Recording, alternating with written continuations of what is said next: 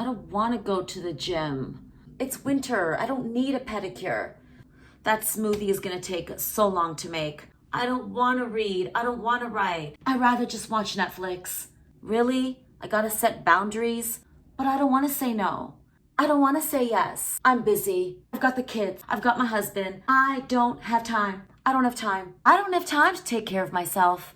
I've got too much on my plate and I don't have any time left over. How often do we hear that? I don't have time to take care of myself. I'm taking care of everybody else. Well, guess what? In this video, I'm going to share some tips on how to love on yourself, how to care for yourself, both emotionally and physically.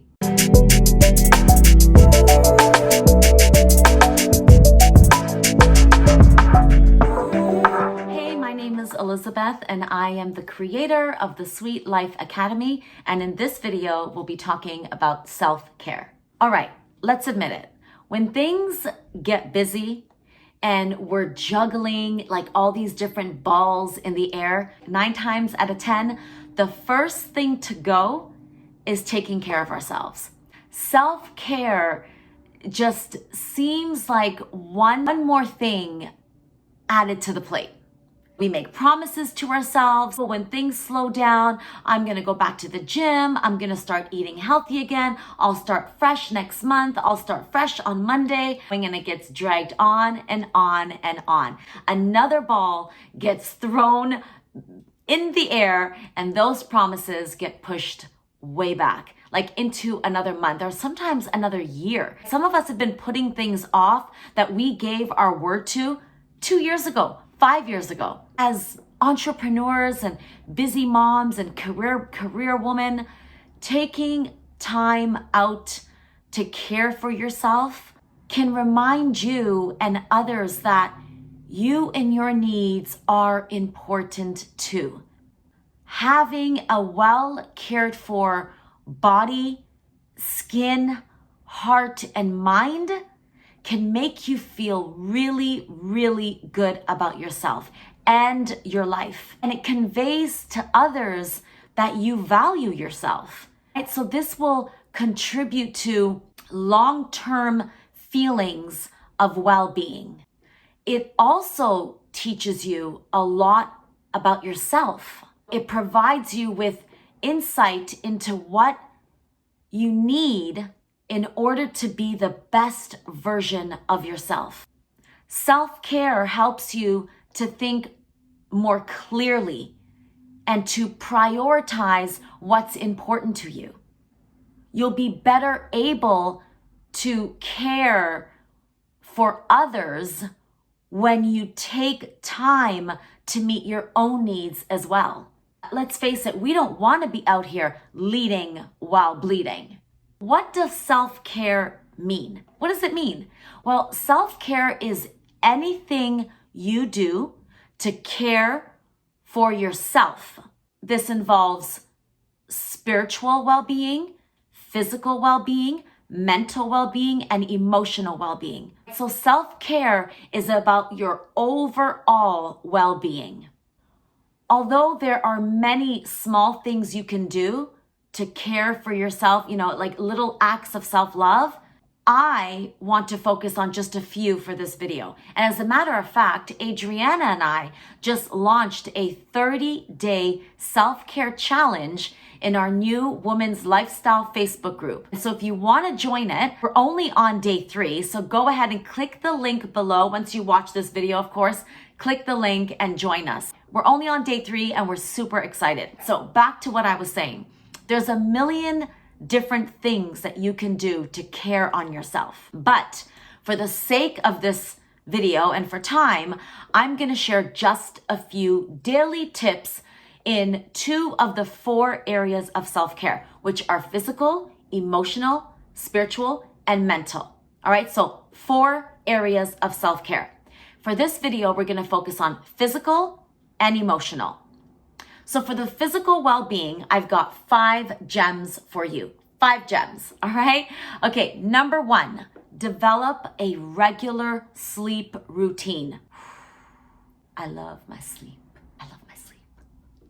Develop a regular sleep routine. Get at least 7 hours of sleep a night.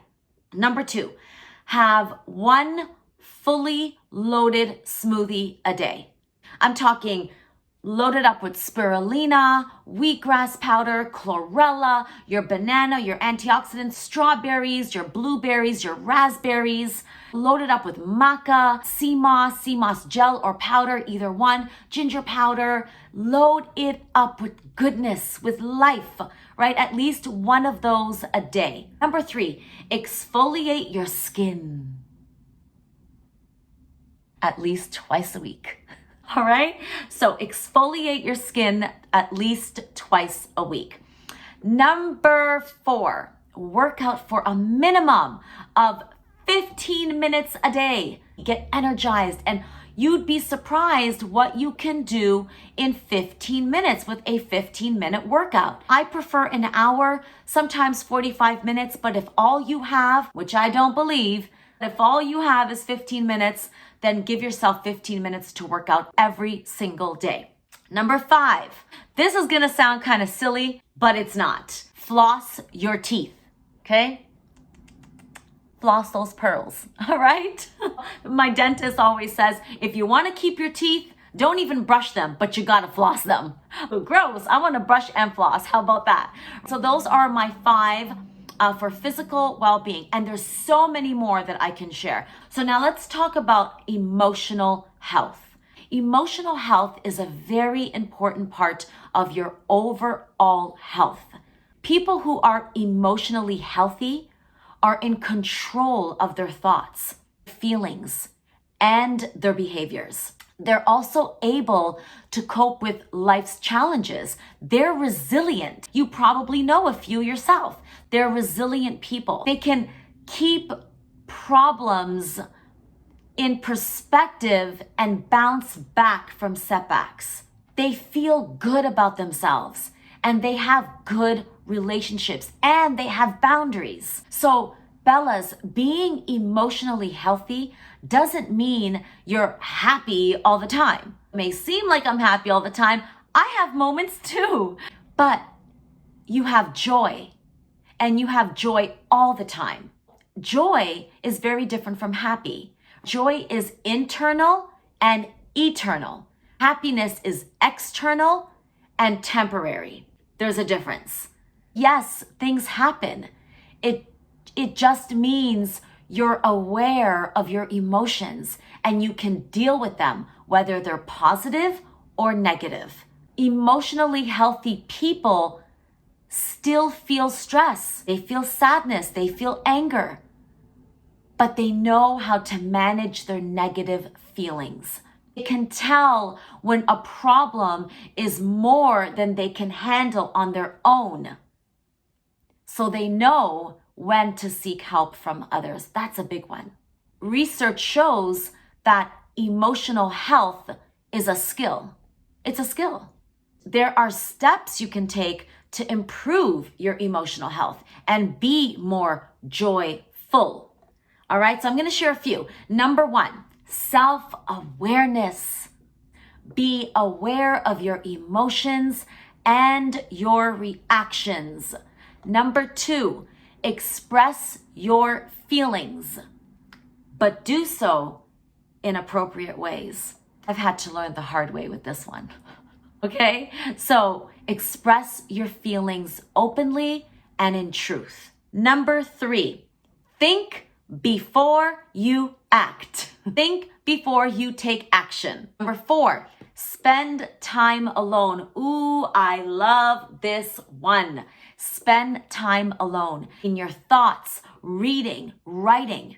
Sometimes we get so caught up in socializing, working, taking care of adult responsibilities that we completely forget that alone time is necessary to recharge. And okay, while the thought of spending time alone may seem daunting at first, I promise you, you gradually become more accustomed to it as a healthy way to cope with your emotions. I am legit addicted to my alone time. Like, I love my alone time.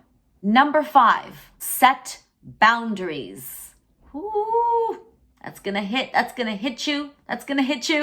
Set some boundaries. Setting clear boundaries and communicating your limits with your friends, your family, your peers, you allow yourself to remain in control of your life and decisions, regardless of what people may think.